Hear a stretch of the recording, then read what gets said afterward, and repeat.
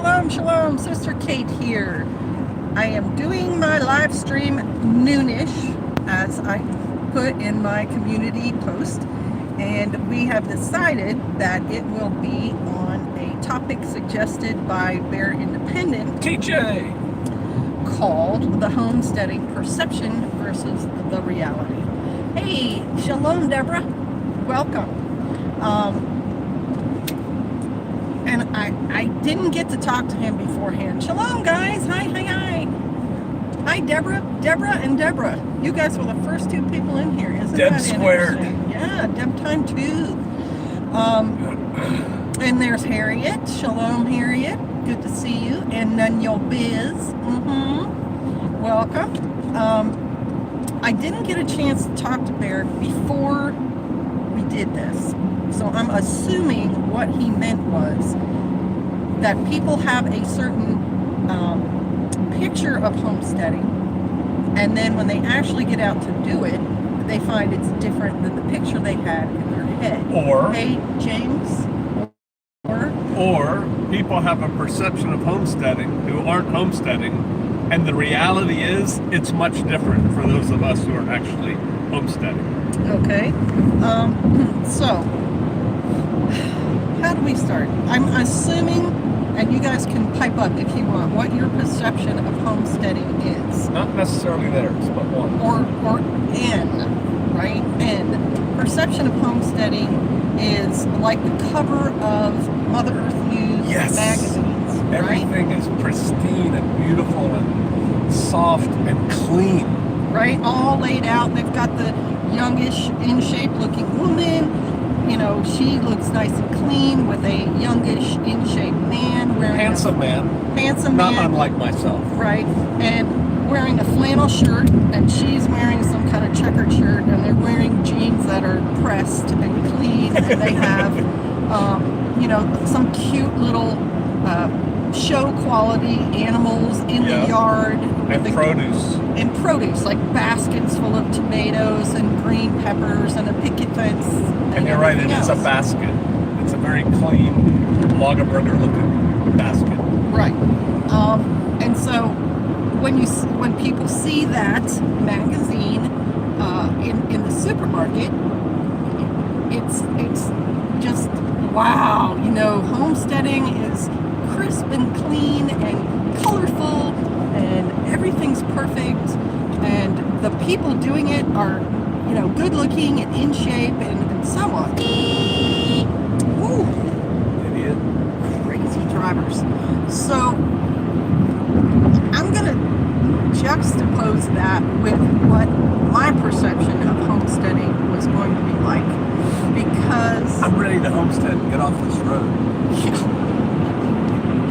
Because I was a homeschooling mom for a while, and when I grew up, I had a variety of life experiences, including time in a rural Midwest state. And I liked outdoorsy things, and so I would read stories like, what's it, Little House on the Prairie? I didn't read that series, but I read series like that about that book Hatchet. That's a great book. Right, about a guy who gets lost in the wilderness and he has to survive, and things like watching movies about the Swiss Family Robinson. So in my mind, homesteading was very much like pioneering. Like, you're going across the country and you have to load in your Conestoga wagon everything you're going to need, and you're going to start on bare soil that's not very good quality, and you're going to build yourself a homestead. There's a really good book that is the story of a family who did exactly that, a real family, called Sod and Stubble. Sod and Stubble. It's an excellent account of a young married couple. The man was older than the woman, who just started from scratch and homesteaded in the Midwest in real life. And so that's kind of what I was picturing homesteading being like as I grew up. And I started to be drawn to things like those Crocs. Like if I went in a thrift store, because, you know, how many of us go thrifting? Tons of us. I would be drawn to those 3 and 5 gallon Crocs. Like there was just something about them. They're so solid. And did they speak to you? they spoke to me. They spoke to my soul. And I didn't know what, in my mind. I think they're cool too. Thank you. In my mind, I didn't even know what they were used for. I think I pictured like winemaking or something. I didn't even think like those Crocs were used to make sauerkraut, right? Sauerkraut, or maybe you pickled in them or things like that. I just knew they lasted. They were a quality item. So we started to pick up those kind of things in our married life as we traveled around. We'd, go to antique shows or stalls or use them to hold umbrellas and stuff. Right? And we would buy things like that. We bought several of the Crocs. We bought old tools, axes and shovels and saws and so on. And we just that jar opener that was made like 1900. That's the best jar opener ever. Mechanical, like clamps on the thing. You turn the handle and it takes the top off of any jar, any stubborn jar. And we just amassed this stuff as we traveled around, as the military moved us from here to there. And when we'd get to whatever new place we were being stationed at, we would then start experimenting with everything. And it was, I still remember, it was a living history museum in Virginia. Oh, that was cool. It was so cool. It had... You may have somebody near there now watching. Yeah, if you're anywhere in on 81, right? Yeah, Highway 81, Harrisonburg. What are some of the other cities along there? Blacksburg. Blacksburg's way south. Hey, shalom. The Revolting Woman is on here? I didn't see you come on there. Sister Mariah, do you have any news for us? You can just say yes or no. You don't have to reveal details right here, but hey, shalom. Anyway, we went to this living history museum on Highway 81 in Virginia, and it had a French, right? No. Yes, French, German, English, and English and then a ranch homestead house. from, they said, 1600s, 1700s, and people, somebody was doing something with flax when we showed up. And explained to us how, you had to like shred it and this and that, and then they wove it and made clothing. And in the English homestead, this woman had little Crocs on the counter. And I was like, what are you doing? And she said, oh, I'm pickling carrots. And the Crocs were just sitting there. They didn't have a lid or anything. And I thought, wait a minute. You hold on there, little Miss English. So these Crocs were used specifically for pickling things, and you could pickle things on the counter. So your vinegar had to be a strong vinegar, but you didn't just have to pickle cucumbers. Now, I know for some of you this would not be an eye-opening experience, but for me, pickles always meant cucumbers sliced in a jar made by Vlasic. Or baby gherkins. Or baby gherkins sweet. When we went to that homestead, my eyes were open and I'm like, oh! So I started immediately trying pickling other things. I went home and I had my Vlasic pickles in a jar, and I stuck cauliflower and onion and carrot in there and just left them in the fridge for 2 weeks, and voila, we had pickled stuff. Pickled carrots, pickled cauliflower. Who knew? Who knew? Dilly beans. Dilly beans, exactly. Who came up with that? Pickled beans. It's so cool. And then how many of you, raise your hand out there, have seen the jars on counters with eggs in it? Pickled eggs. Can I tell a story? Sure, absolutely. So my grandfather had a bar, and we used to go there as kids because their house was upstairs. And on the bar was this big old jar. Hold on, I gotta make sure I'm going the right way. Oh. And it had pickled eggs and beets in one jar, and it had pickled pig's feet in another jar, and it was like a quarter or something, and people would pay, and they would just stick their hand in the jar, grab whatever they wanted, put it on the napkin, and eat it. We did too, as kids. Today, the thought of that just makes me go, hepatitis C, anyone? Not in vinegar though. So that's the thing. Vinegar is been used for years and years and years as a cleanser. Well, there were all kinds of coal miners and other dudes sticking their hands in those jars, and they kept coming back. So hey, so congrats, Mariah. I am very, very excited for you guys. Wonderful news. You can, send an email or something, private information if you want to share, but I'm really excited for you guys. Okay, yes, my grandfather's store had a pickle jars. Exactly. We've all seen them. So as we traveled around, we collected skills, we collected knowledge, we bought books, we got the Reader's Digest Back to Basics, we got Carla Emery's Encyclopedia of Country Living, and so when we finally got to Homestead, it was different than we were picturing, because what we pictured was being on high prairie acres, which good soil, fairly cleared, etc. Hot shower, running water, toilets, that's what we were picturing. But we had the stuff, and then when it became a spiritual journey and we realized we were going to be down at Shofar Mountain, which was our property,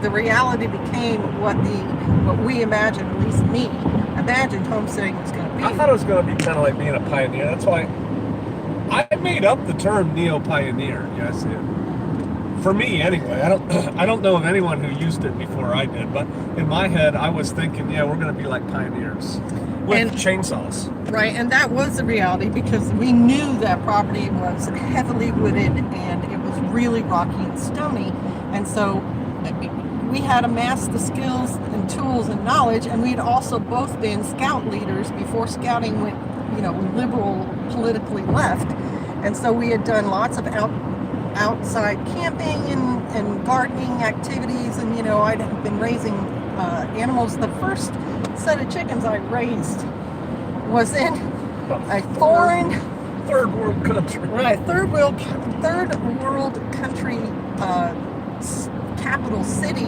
in the middle of a jungle. Like, yes, it had some modern conveniences there, but it also had the jungle encroaching all around it. Where did you purchase the wood from which you built your chicken coop?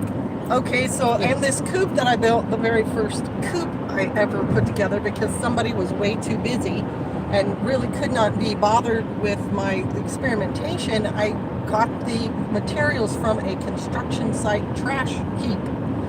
There is no OSHA, there was very little even paid to take your trash away from your home, and this construction site just had a big heap. Sounds familiar, right? Sounds like what I've been scavenging lately. Anyway, there was so much there. I picked up like 2 wooden crate looking things and a tin roof and some 4x4s and some screening, and I took it home and I made a little teeny coop for 2 chickens. And I bought the chickens. Here's another story. I've probably told it in other videos, but come along for the story. I bought my chickens from a Stop and Shop. It was on the way to our kids' school, and we stopped and we're getting like a magazine and a drink, and it was right on the side of a village. And the villages there were, third worldy. It was a slum, wasn't it? I don't know. It was definitely a village. I don't know if it was a slum. And so I ordered like a pop, and we got a magazine, some candy, and I told them, hey, 2 chickens. And they're just like looking at each other and looking at me and going, you want chickens, not eggs? And I'm like, yep, I want chickens that lay eggs. I want 2 of them. And you're speaking in their language. Yeah, I ordered these things in their language, and they said, how many? And I said 2 would be fine. And they were like, okay, you wait here. Hold on a minute. And they got on a little scooter moped back into the village.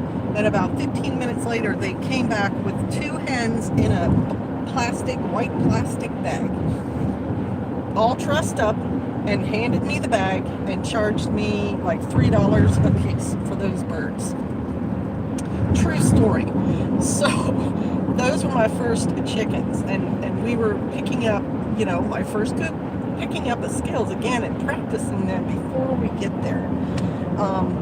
And then when we hit Shofar Mountain, oh boy, yes indeedy, it was definitely like you were a pioneer, and that's when we he came up with the term neo-pioneer, because it's new pioneer. That's basically what we were. And it's basically what a lot of people now who are homesteading, who don't have the financial means or weren't just, we were just not ready. We'd had that property, but we didn't have any concrete plans for getting down there and establishing a home and stuff there. That's what we're doing. We are neo-pioneering. Carving it from the wilderness. So in our mind, pioneering was that rough and rugged thing. It is not the same thing as the Mother Earth News cover and the crisp and clean everything. Now, it can be. You can attain at least that reality a little bit if you buy a place already set up.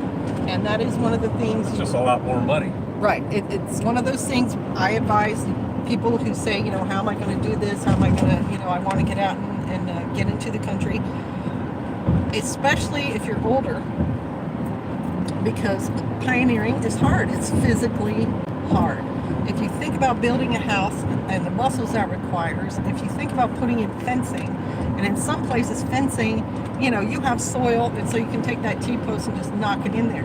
But in some places, it doesn't work that way. Some places like ours is very stony, or your ground is frozen, and people come up with alternate fencing ways, like they put up that field fence in a circle, and then Cylinder. they pile, cylinder, and then they pile all these rocks in it, and they make that as their post. Or just make their fencing out of stone. We watched a really good video on modern people in Wales going back and living the early, mid 1800s lifestyle in a Welsh village, and That was cool. the fencing for the sheep in the field there was just stone. They just piled stone up and made it tall enough that the sheep couldn't jump over it. So if you think about how much effort it takes to build even just a column out of stone. Stones are heavy. Stones are really heavy. And so you do not want to be 60 years old. I don't mind. You do not want to be 60 and starting from scratch. It's just I don't want to start from scratch. Yeah, No. it's physically much harder. There's something going on up there. So if you can afford to buy a place already done, do that. That is our advice. Or at least, I say, if you can even get a bad house on a piece of property that has electricity, running water, and a flush toilet, even if it's a bad house, that's a good place to start. And Right. then you can do everything else on the land. But Right. starting out like we did, with literally having to bulldoze down trees and then put a $300 camper on it, drag it out there, get in our camper and go, woohoo, we're here. And like Brother Chris and Sister Zion, and they started out with trees. Right, nothing but trees. But they're younger. See, they're in their 30s. And Brother Chris is big. He's a big guy. He's a big, strong guy. What just happened here? I don't know. You should not pay attention to my video and watch the driving. Anyway, I got it. Yeah, you got it. If you can help it, try to get a place that's already got fencing, a barn that already has, a well or running water or something. And it will make your job a lot easier. You do not have to do the neo-pioneering thing. You do not have to put your stuff in a Conestoga wagon and start that way. But it's nowadays. But for some of us, like Pastor and I, who already had plenty of skills and so on, it's a challenge to us to put our skills and knowledge to work. And so that's kind of how it was with our garden too. Plus, it comes down to money. I mean, it really Right. does. If you want land that already has gardens and orchards and a water source and a house and on it, you can get that. It's going to cost a lot more than raw land. And so it's that old time for money, effort, blood, sweat, and tears for money. You do the best you can with what you got where you're at. And that's what we did. Well, and you can also get for less money a place already set up that maybe is older. that has been sitting there, not kept for a while, and you're going to have to do some cleaning and some clearing and some repairing. Well, it's like the place that's for sale near us. Yes, it is, sweetie. Go ahead. You can talk. I'll drive. You talking about the one we looked at? No, there's a 2-acre place near us that this old lady used to sell eggs, and she had hens and critters, and she had a garden, and now somebody else lives there, and they don't do any of that, and so it's grown up, and so when you look at it, it just looks like a grown-up 2-acre or 2.5-acre plot. But if you know what you're looking at, it's like, oh man, you could move into there, set up shop pretty darn quick. Right, exactly. And her place would be a lot less than, say, a very modern home that, you know, they have a group that comes and trims the bushes and mows the lawn until they end up selling it, that sort of situation. So if you're willing to put in a little work, but not starting from the ground floor up, you can get a homestead that will be sufficient for you, but you do not have to do all the groundwork. So what else? He wanted to talk about the perception of homesteading. Now, some of the perceptions of homesteading, I think, would be correct. I think they would be accurate in thinking that the homesteading lifestyle can be very healthy for you in general, because so much physical labor is required. Now, if you've got a modern homestead with running water and everything is centrally located and you can just turn a spigot or plug a thing in and it takes care of a lot of your chores, you're going to have to supplement that in some way to keep your physical activity going up. But for people with some land, and I'm talking 10, 20, 30 acres or more, you can just take advantage of walking your property. Even just walking your property line or checking different parts of your property can keep you active. In our case, we have a well that has good drinking water, so we are not having to have water that's been chemically treated. We have things far enough away on our property that initially on Shofar Mountain, we had community going, and we had lots of milking goats and big goats that had to be put out and everything. In the first 6 months they were there because of all the walking, just going from where they were up to the well, pumping the water and back. She had 50 pounds to lose there. Well, and more than one of them had more than 50 pounds to lose. But they did lose that because it was so physically strenuous. And the men lost weight too. The men lost weight and improved blood pressure and things like that. It's when you get sedentary and all you do is sit around all day that you start losing your health. And one proof of that is how many standing workstations are now being... Yeah, it is a Chinook. Food you're producing, be more natural as you want. And with your livestock, if you know what you're feeding them, and you can buy, you can feed them from your own table, you can buy organic food, you can grow the stuff yourself, you can let them free range and they'll get worms and things like that. All of that is healthier for you to eat. Even the eggs that are grass-fed nutritionally are way better for you than the ones that are raised on a Tyson chicken farm thing where they're all in those big chicken houses together and they're never allowed to go outside. They're never allowed to move around. They're in these cages, like 5 birds in a space about 2 or 3 feet square, as fed whatever. Those birds' eggs are the ones that cause you to have the high cholesterol and the high blood pressure and all those side effects. All right. Let's see. I want to look at some of the comments. What about when you're not good at anything? The revolting woman. Very good question. If you're not good at anything, it's time for you to start working at it. Right? You weren't good at raising chickens when we lived in that country. That's right. I was not born knowing how to do all these things. I had an interest in all these things, and so I started working towards the interest. We weren't good at construction. we started building our house. We didn't know anything. We didn't know anything about construction. Pastor had built like a doghouse, and his start into construction didn't happen just at Shofar. His career was nothing to do with construction, right? So more destruction. When we moved to High Prairie Acres, there was already a building there, but that building was not big enough to hold everything we wanted. And when we got goats, we needed a place to milk, because where High Prairie Acres is, the winters are serious and at minus 20 degrees.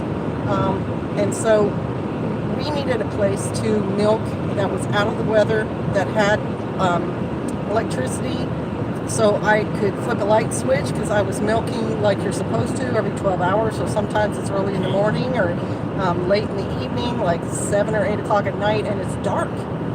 And also we could heat. I don't have to be in heat. Yeah, put a heater in there. Put a heater in there? Okay, so, and to have heat. So what happened was, he mentioned it to the neighbors, and they, who had construction experience, said, oh, well, we'll come down on a Saturday, and we'll show you how to do this thing. And they showed him how to build wings off of the shed. The barn. So now, you have 2 spaces on either side. We used one side for storage, and then he constructed a goat pen and milk station situation according to the needs that I had. You people who milk goats know. The goats, when they know they're going to be milked, they want to get in there, because they know the sweet feed is coming, and they will bum rush a door. You'll have 10 goats all trying to go in one door at the same time, because they know what's going on, and it can be really hectic. And if they're big goats, like dairy goats often are, it becomes crazy. So we had like a chute situation where you have an outer door where the goat waits, and then you can let her into a very secure chute, and then it had a door, so once, if there were 3 of them in there, you could still, single one of them out, grab her by the collar, open the next gate, and let her into the actual milking area. And the other 2 can't jump up on there with her. Let's see. I really want to read Rosie Sharon's comment there. Homesteading is over-romanticized. It is a great life, but when you have crops to get in when you're sick or hurt, let me go back. It's not fun. I've been down 3 days now and still receiving from an upper respiratory infection. Still getting over it. Exactly.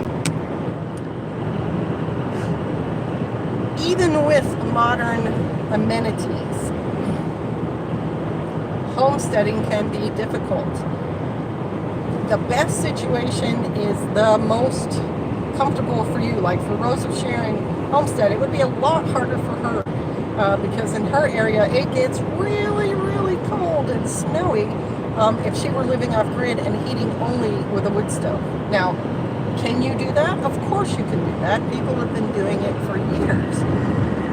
But is it the best thing? Is it the easiest thing? When you're young, I say, yeah, try it. Try it from the ground up. Go off grid and try it. But as you get older, then I don't think there's dishonor in getting things like running water or an indoor toilet or some sort of power source, even if it's a generator, to make things a little easier for you. So where was I with this story? Why did I get on the goat thing and stuff? If you don't know how to do anything. Oh, that's right. If you don't know how to do anything, you have to acquire skills. It's going to require you to read. You can learn anything where you are now. Right. The YouTube now makes learning things so much. If you just type in the skill you want, there'll be 10 or 15, 20 videos. Yeah, we had that. We had a backhoe delivered that we rented for a week. And the guy said, yeah, I'll let you know when we're coming. We'll show you how to start it and run it. Well, they didn't. They just dropped it off and left. And so I'm looking. Shalom, Richard. I'm looking at this backhoe. I didn't know the first thing about it. I couldn't even figure out how to start it. And so I got on YouTube, typed in case, whatever it was, got a whole class on it right there, drove it away, started using it. Yeah, I did the same thing with a Kubota tractor that a brother lent us. I went online, watched the video of it, and then started playing with the tractor when he brought it over.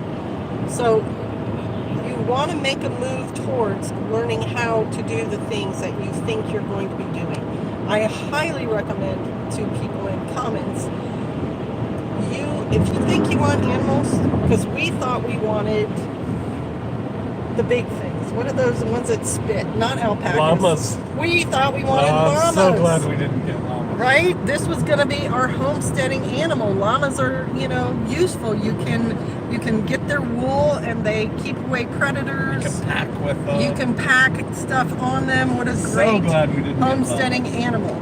So we actually contacted a guy in our area who was raising llamas and was a bit of a homesteading kind of guy himself. He had a really nice garden, had a really nice yard.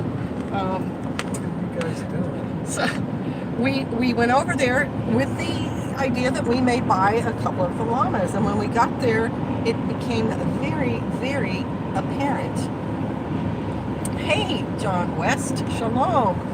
That gift you gave me, brother, that thing is the bomb. You did a fantastic job. I just want to let you know, like the handle, not too thick, good for my hands, and it's lightweight, and I love it. Thanks so much. And yeah, you're the parent, man. Parental authority. I'm all about it. You're right. Okay, so back to the story. We arrive at this guy's place. He has like 5-7 llamas.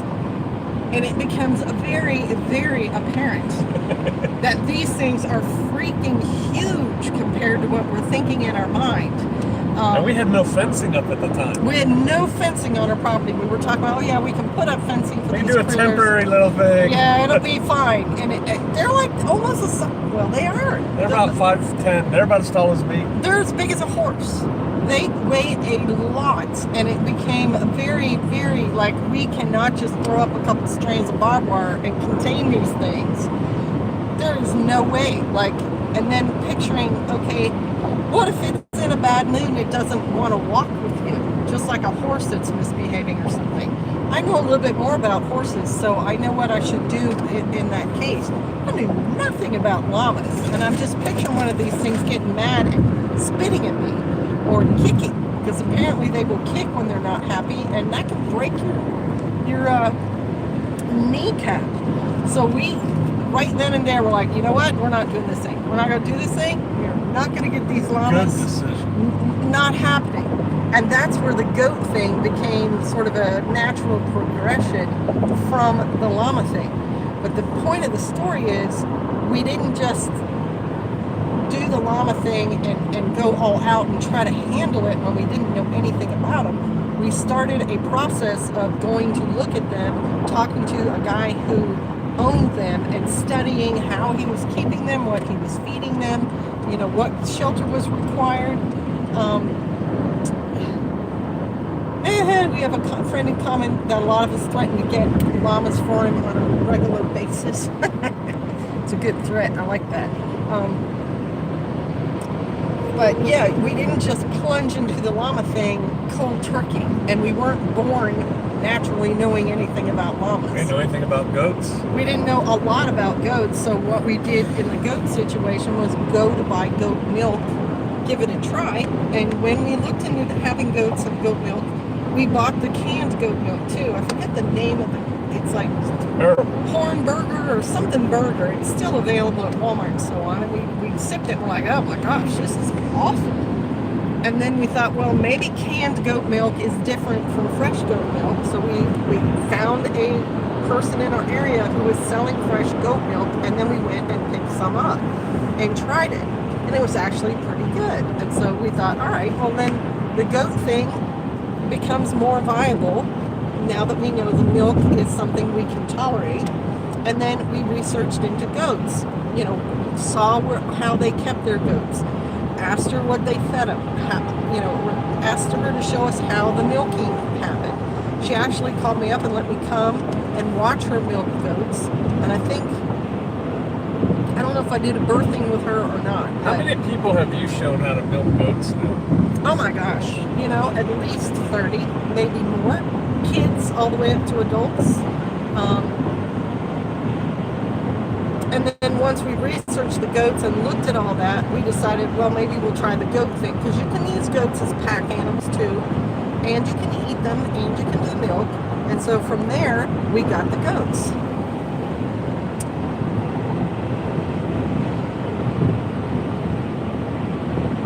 Okay, Brother Sharon's saying they do have a wood stove. That's how they heat. Well, Lord bless you that you're down too with an upper respiratory That's why you need infection. tribe, community. Yeah, having community makes these things a lot easier. Okay, so back to the perception versus the reality. When you don't have skills or knowledge about any of the homesteading stuff, research, read, watch, talk to people, try some of it beforehand if you can, and then decide for yourself, because that's the other ultimate reality of homesteading is you cannot, just like you can't do it with homeschooling either, you cannot make yourself be a homesteader that you're not. And what I mean by that is, just because somebody successfully loves llamas, let's just use that example, and you know, can shear their llamas and milk their llamas and take their llamas on trips and everything else, does not mean you have to. You need to decide for yourself what your homestead is going to look like, how it's going to run, whether you want it off-grid or on-grid, or if you want to have it as a business, because that's another thing. Pastor and I, our homesteading is not necessarily our business. No, it's not. We don't have a tax thing or anything. Right. We're not trying to grow anything in our garden that we're going to can it and then sell it. Our homestead is to support us. And this is just where we are in our life and everything else. We're retired. We've raised our kids. They went to college. Their debt from college is on them. Just all of that stuff is different than if we were newlyweds and, you know, had a little baby. Oh, yeah. Right? I mean, our homesteading life would be totally different. We would have it set up different. We would have different priorities. So, and forgive me if the service isn't great. The area we're driving through, sometimes the service is awesome, and then other times it's not as great. But I'll be on here for a while. I'll probably be on here at least an hour, if not a little longer. So if you lose Foraging Freedom Podcast channel, shalom. If you lose service or whatever, I'll be on here for a while. Anyway, get back to your homestead needs to reflect you. If you want to have tons of flowers on your homestead, go for it. So can I add to that? Sure, go ahead. You need to not try everything at once. You need to kind of do things a little bit at a time. Don't get, for the first time ever, chickens, ducks, goats, and decide you're planting 3 acres of garden, and oh, by the way, you're going to build your house too. That's a really hard way to go about it. You should kind of decide, we're going to try chickens. Okay, we got chickens sorted out. Now we're going to try ducks. Okay, we got chickens and ducks sorted out. You should do it like that. And then one final thing, because I got to focus on driving. Before you get your critters, you should have their housing and fencing sorted before you bring them home. There. Yep. And the Bible even says that. The Bible says, Get your fields squared away. get your fields squared away before you work on your house. So that if you get your fields squared away and you have your knowledge and you know what you're doing, you'll be able to kind of self-support as you build your home. Because we did it the opposite way and showed up on our bare land with no support network. Well, we got our fields going before our house. We got the garden going. We were living in that trailer. We lived in a trailer for 2.5 years. Yes! It was Right. awesome. Okay, that's how we dealt with that. We left our home till the last, and now we're still working on it 2.5 years later. But it's looking good. The Bible says get the fields and stuff squared away first. Pastor's right. You want to have the barn, the fencing, shelter, some sorts of water available for your animals when you get to your homestead. Not saying it can't be done the Or other way. before you get the animal. I mean, you can be living on your homestead, build the duck pen, then go get the ducks. People with the Conestoga wagons had the, milk cow tied behind it and brought it with them. Or they brought their chickens in a basket or something like that. You can do it that way. It's just harder. Our advice to you, the things that we tell you to do is because we care about you. Hey, there's Very Independent. Shalom. We're talking about your subject, brother. So if you have any questions, please ask them. I refresh what that is. You don't think he knows what he said? He says a lot of things to a lot of people. You're just one of them. All right, Bear. We're doing the homestead perception versus the reality. That was a good topic for the live stream. And then where were we in the discussion? I was done. You were done. You can read another question. Oh, all right. Okay.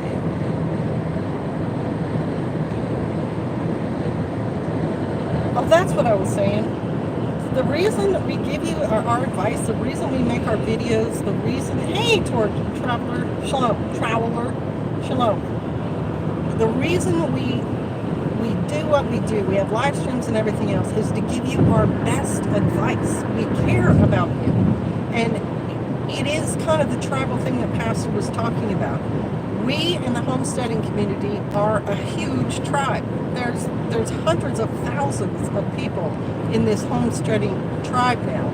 And I don't know about hundreds. Yes, there are homesteading websites with 100,000 subscribers, and there's more than one of them. We are a huge tribe now. So why wouldn't we want to share our knowledge and our wisdom with each other to also keep people from making the same mistakes that we've made, or to benefit people from our wisdom and our knowledge? We care. If we're part of a tribe, we got to care about the tribe. The tribe's got to be important. And it is. And it also ties into what Pastor Joe was saying about Rose of Sharon. She's in an off-griding situation in a state where the weather can be very extreme. How much better for her or any of you to be part of a tribe, of a homesteading tribe. A real tribe, not an internet tribe. Right, an internet tribe that becomes a real tribe. You meet this homesteader online, find out they live near you, and then you visit. You get contact, you get real stuff. And she said, or she had someone come visit recently that helped her with her greenhouse. That's exactly the kind of thing I'm talking about, where the dream and the feeling and the sharing becomes real. All right, bless you, Sister Kate. Pastor Joe, appreciate you tackling the subject. Got a couple of videos coming. Got a couple of videos coming out on this as well. Someone asked if you could only have rabbits or chickens, which one would it be? Well, we clearly have chickens. Right. Clearly for us, chickens are more useful. Now, I'm not slamming rabbits, because I think rabbits have some awesome uses. But since we are not supposed to eat them, the uses are a little bit less for us. Where chickens, we can eat them and have their eggs and have them compost things for us, and hopefully raise us more birds if you get the kind of birds that will sit on eggs. The thing about homesteading is you don't have to have just one. If Correct. you're homesteading, you can have a couple chickens, you can have a couple rabbits. Yeah. You don't have to have just one. So Yeah. try both. Right, try both. And the rabbits do have their benefits. Their manure is awesome for your garden, and you can pretty much feed them grains. Let me think. Rip as you sow. Reap what you sow. Homestead, they have a really interesting situation there where they have a big pen like we had. We had our rabbits in that foundation. And they've got, what is it, quail, I think, and pigeons or something in the same... I want to do pigeons, and we're going to do rabbits again for dog food. Right. In the same pen. Like the rabbits are on the ground floor of it, and then the birds are on the upper floor of it. They have it covered. And to me, that's a great use of all those resources, to have the birds and the rabbits in the same pen. So there's benefits to both. I think Pastor is right in saying you don't necessarily have to have one or the other, but if you ask us and we have no choice, it's going to be the chickens. All right. Now, if I could get a Cadbury rabbit I take that over chickens. Ha ha ha ha. They have Cadbury eggs are pretty yummy. Hey, shalom, Mad Kelp. Right on. Now, something that I do want to address, because I think there is a perception that when you have your animals, it's going to be like Bambi? Bambi, exactly. That they're all going to just get along and everything's going to be fine and They dandy. never get hurt or die. And they never get hurt or die. You never are required to do anything with them except feed them and play with them, frolicking in the meadow. We can talk about the Orbitus duck. Oh, yeah. Oh, my God. So, yeah. You've seen my miracle on Shofar Mountain video on the billy goat that we used to have, who was accidentally caught in friendly fire, and he and I went through months of physical recuperation, and he did recuperate, and I learned a lot from that experience. But livestock are just like children, only they're not as smart, and so livestock does lots of stupid stuff, and there's plenty of homesteading videos on the cow that walks through the fence or knocks something over because they want to get to the chicken food, or the dogs that attack the sheep or whatever. So your livestock, it's not Bambi. The perception of Bambi and livestock is not right. They require as much attention as a normal 3 to 5 year old, at least for a while, depending on what animal you get.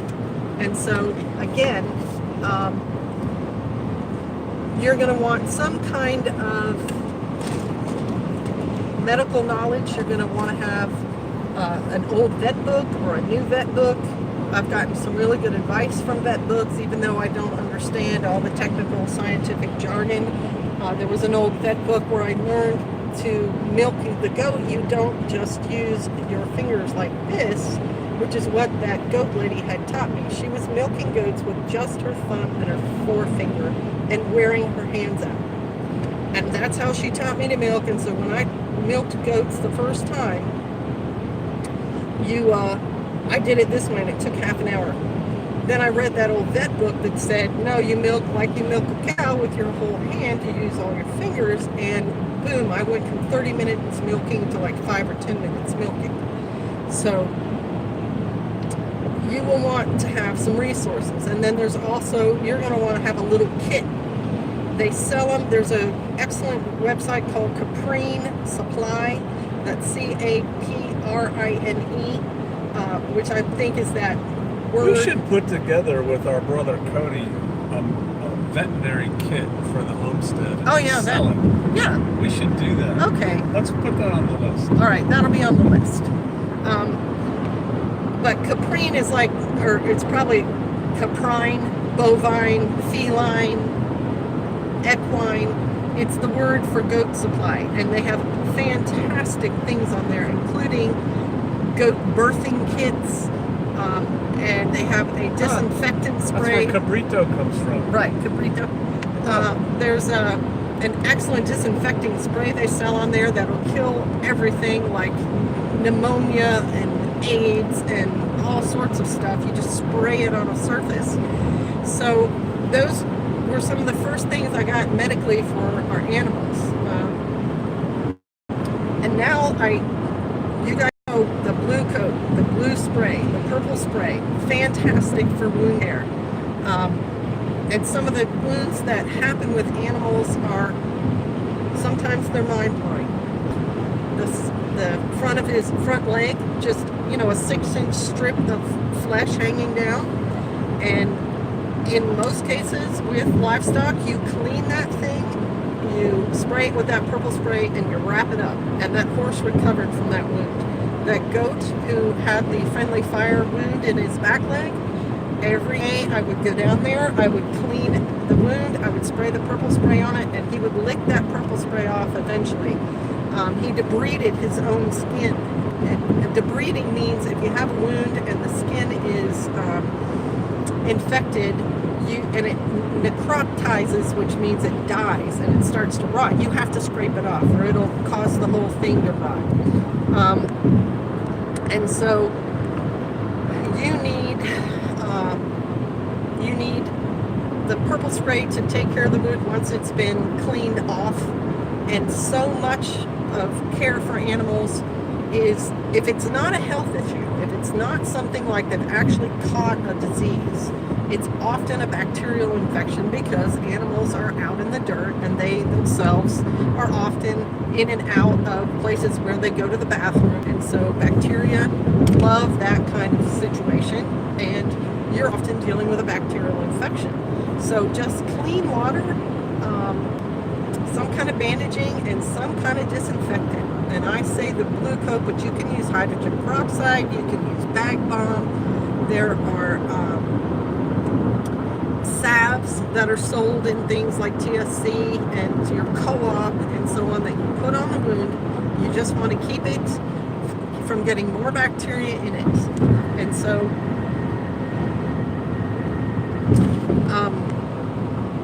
you want to have some knowledge. You want to understand that keeping animals is not just like Bambi.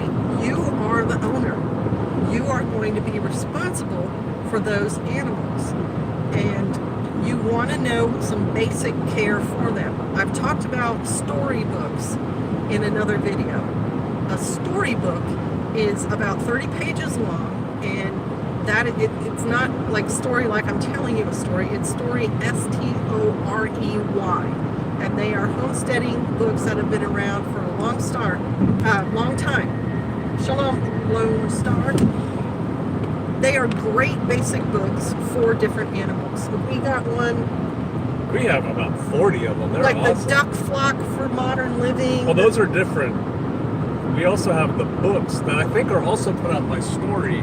Raising Rabbits the Modern Way, Raising Ducks the Modern Way. Raising Milk There's Goats the Modern good Way. information in there. There's also crap in there. But the storybooks or those little pamphlets that you were talking about, we've got a bunch of those on everything. Right. They're great. They're a great resource, and so is the Reader's Digest Back to Basics book. But you're going to want to know just basic information about the animals that you're going to care for. Chickens need a secure place. They will go in their coop at night, and in the daytime you can let them out, and they'll go in the coop at night. But if you don't keep them secured, everything loves to eat chicken, right? Everything. Birds. Coyotes. Bobcats. Your neighbor's dog. Raccoons. Raccoons will reach A homeless through. fella that lives in the woods. Yeah. Raccoons will reach through chicken wire if they can and grab a bird and kill it through the wire. So it takes a basic knowledge, a basic needs-based knowledge to take care of your animals. And one of the things about goats, and I don't know if this is true about sheep or not, I know sheep cannot have any medications with copper in it. That's the only thing I know about sheep in general. But goats, if you read about them at all, worms are an issue. Worms, I don't even know how to get started on it. I can. Go ahead. So we had these goats going down, and they had their jaws would swell up and blah blah blah. And Sister Kate tried to treat them. Finally got a vet. Vet said, yeah, they got this kind of worm. And I don't know how many back and forths there went, but basically the vet said, I'm starting to get to the point where I just let the goats that are going to die of worms die, and the goats that are going to live, because we, the community, are making these worms too strong by medicating them. And so he started pretty much just breeding worm-resistant goats to a degree, but I know you can worm your goats like, what, twice a year? Yeah, the thing about the goat worming, the worms he's talking about was a liver fluke worm, and it made the goat's jaws swell up really weird. So I went online and I read about liver fluke worms, and these worms actually invade an ant's body and take it over. They like kill the ant's brain and take over. Zombies. And make the ant stand on the end of a leaf or blade of grass until the goat eats it, and then it gets in the goat's liver. That's crazy. And That's alien stuff. Causes liver damage, and the blood is what is pooling in the jaw area of the goat when their head is down while they eat. That's crazy. And so there's a special worming paste you can get to take care of it, which I did. And the other thing was, we treated at that time that field the next spring with permethrin. We sprayed the whole field with permethrin, and it killed those worms. And that summer, my goats had no worms. And so I knew that was at least one way. But if you read about goats, the best way for a goat to live is to be rotated around. That's how they do it in the wild, so that they are not pooping out a worm larva and then eating off that same grass soon after and infecting themselves. So if you, and there's a whole book that talks about rotating, I think it was Polyface Farms, but also the 5 acres and a something, 5 acres homestead, an old British homesteading book, talked about every year they would move the animals. They had a cow in one field, and each field they had was 1 acre. So they had a cow and then geese in one, and I forget, sheep pigs or something, pigs in another one. And every year they moved these animals 1 field over, so that the worms that came from the pig are on the grass, but the cow eating it won't be infected, and so on and so on.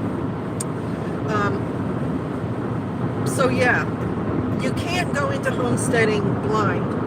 Or you can, but it's going to be hard. It's going to be a steep learning curve. We're still learning. Steep learning curve. Or you can save yourself some of the time and effort and trouble and do some research on what you're interested in and show up there, kind of prepared. Ooh, some lightning. Prepared for what you're getting yourself involved in. And I'll tell you another story relating to that in a minute, but I want to see if any of you had a specific question before I get into my horse story. That's called the Stun Method of PJ, sheer total utter neglect, survival of the fittest. Oh yeah. March or die. That was the thing in the goat, especially down south in like South America, because it's so warm and it's so hard for them to break the cycle of the worming. That's where they were doing the whatever goats survive, and those are the ones that continue on. The rest of them died out. The old timers used turpentine for everything on the farm. Turpentine, charcoal has a lot of uses, vinegar has a lot of uses. Gum spirit and not industry. Turpentine. Good information, Rosa Sharon. So did anyone have any other comments, questions before I go into the horse story?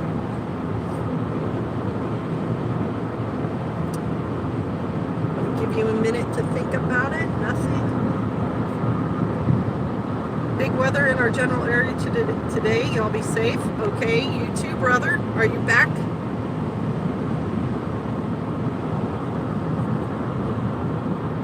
Suck, bro. Yeah, now they're saying it's raining there today. We were, it was supposed to be sunny. Thunderstorm tomorrow. Yeah, big thunderstorm in our area tomorrow. Okay. All right, so if you guys don't have any questions, then I'll go on. All right, so I had a horse, and I had lessons in horseback riding when I was younger, and I'd also been pretty intimately interacting with a neighbor who had a pony, and she and I would ride the pony, and then her family moved and they left the pony at the farmstead they still owned, and they asked me if I would take care of the pony. So I was doing that daily, taking care of this horse. So I had a basic knowledge of horses. And then when we bought my first horse, I was an adult, and we were living in a very normal situation, and if I had any questions or problems, I could call a vet. And of course I read some books on the care and so on, and asked questions. Your wife wants milk goats now, Bear? Good luck with that. I've had a lot of fun with mine, and I recommend Alpines. And they are back good. Okay.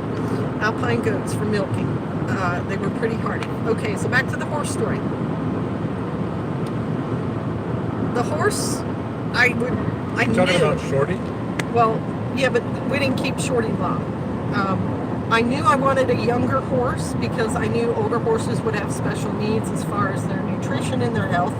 And so I also knew I wanted a horse that was quote unquote broke. hey, TRW, are milk goats actually worth the effort to produce cheese, yogurt, and everything else? I think so. And I will get back to the horse story, but I do want to answer the milk question. I think so. Now, I think so. know beforehand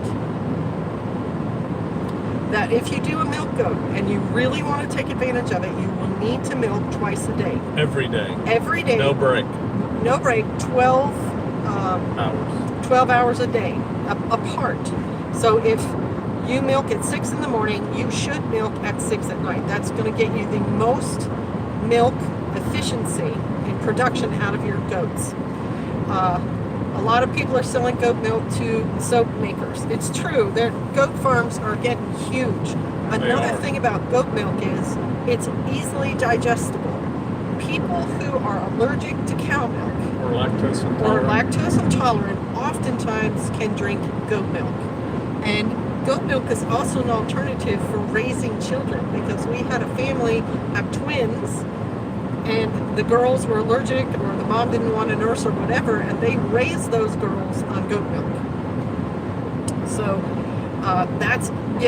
definitely I think goat milk's worth it. If you plan on making cheese, I liked making the feta cheese. I like eating your feta cheese. I didn't even like feta cheese that much myself for eating, but I made it and I experimented with it, and people who ate it said it was really good. And I did sell it a little to people who wanted fresh dairy goat feta cheese. Same thing. Just experimenting with it. We figured out how to make yogurt. And then I got you that little cheese press to make it easy. Pastor got me a cheese press. If you're going to make cheese, it's really useful to have. Do you have different types of chickens for different? I think that answered your question, Bear. If you have any more specific, feel free to throw it in there. For different purposes, like a certain breed for meat and a different one for eggs. In general, yes, there are what they call meat varieties and there are egg varieties, and then there are the heavy body birds that are kind of both. And Buff Orpington and Australorp, Barred Rock, Reds too, right? Rhode Island Reds are all the both now. So many people nowadays, we'll get to meat goats in a minute. So many people nowadays are ordering the meat birds that are specially bred to get a really heavy breast, and are butchered at 6 or 8 weeks because their legs cannot support the weight of the chest.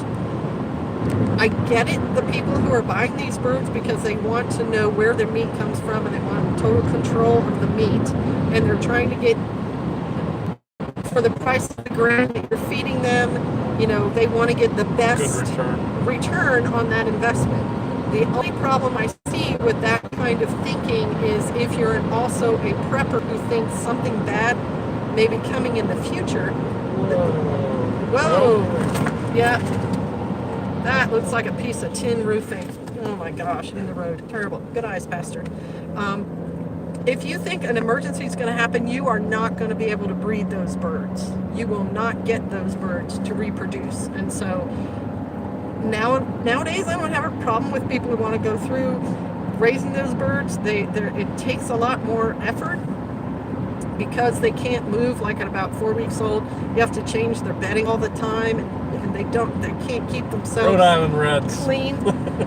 So I'm not slamming people who are doing that now, but if you want birds that hopefully you will be able to have for a long time, you want one of the older varieties like a Rhode Island Red, and birds that will sit on eggs, which in the bigger birds like the Australorps you don't always get that, but the Banties,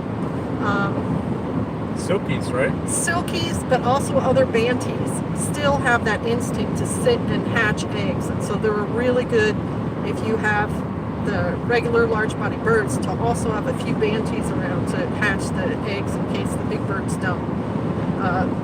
John West said something about turkeys too. Turkeys nowadays are artificially inseminated because their breasts are too big to reproduce naturally.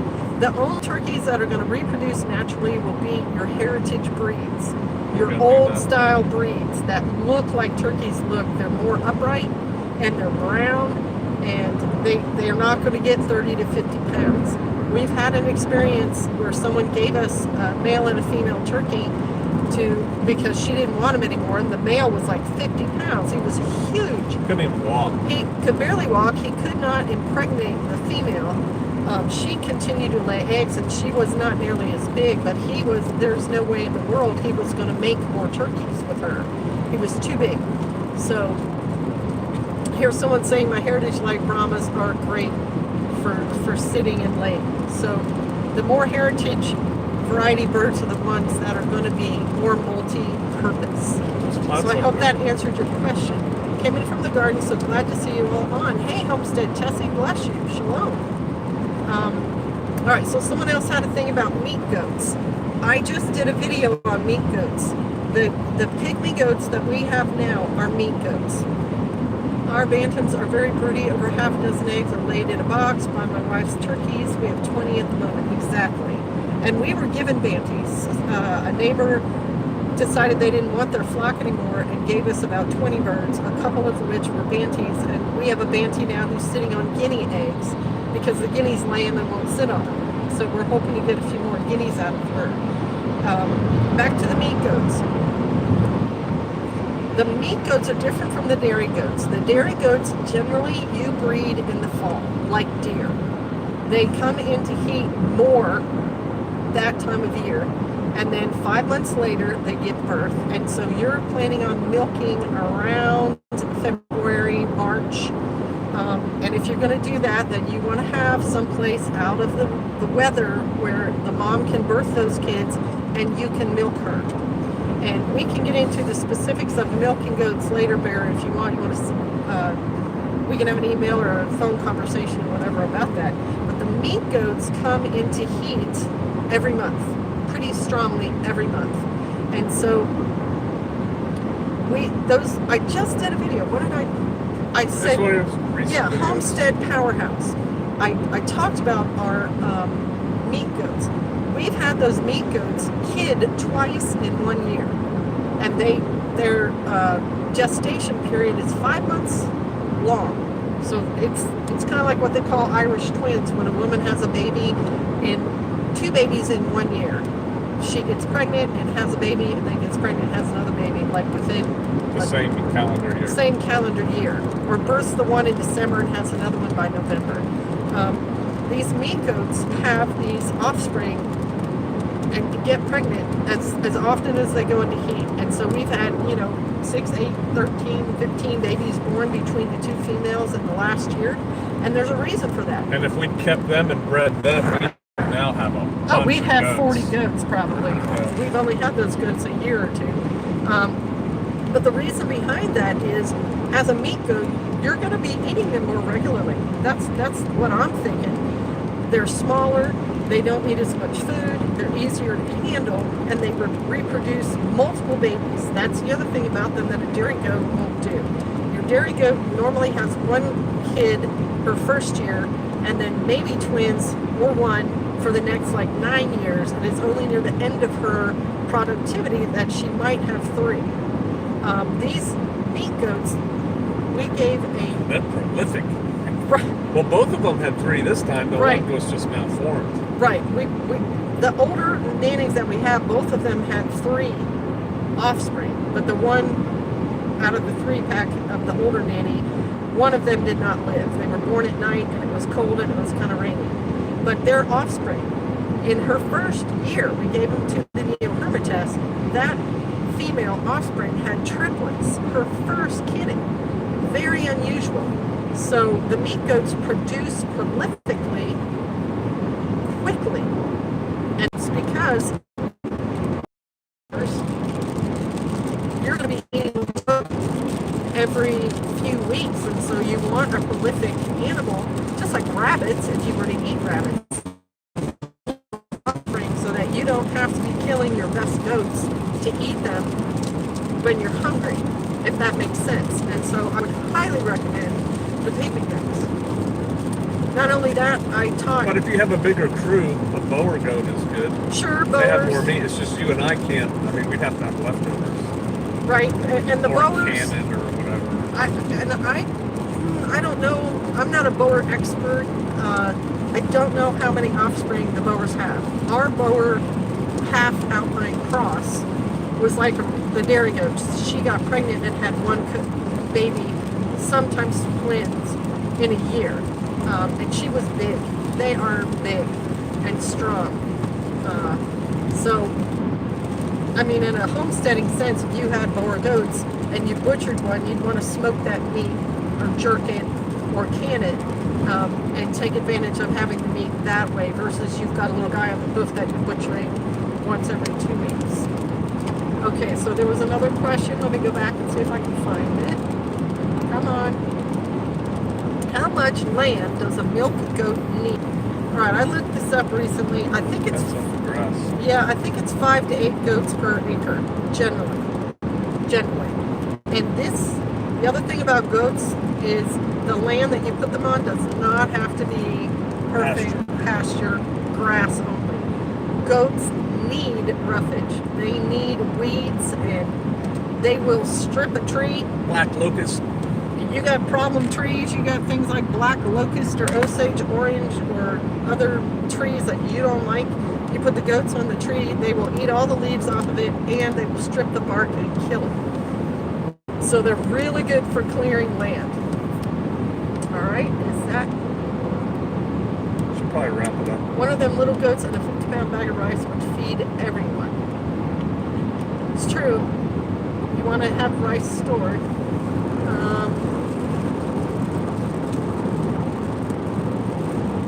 Bless you both, Sister Kate, Pastor John, well as the rest of my brothers and sisters who must be going. Hey, can you guys pray for Rosa Sharon Homestead? She is recovering from an illness. And let's see. Very good time to spend. There's still some questions. I know, but they're getting ready to get to that part. Frustrates me. Okay, well, I guess I'm going to sign off now because Pastor said we're about to enter into the area where we lose reception and it causes frustration. If you have any other questions or any other topics that you'd like me to talk about, please leave them in a comment because you know the live stream will turn into a regular post. And I appreciate everyone coming on. What has been the biggest impact in your life when raising animals? When you lose an animal, it's a big deal. And you want to try to avoid that if you can. All right.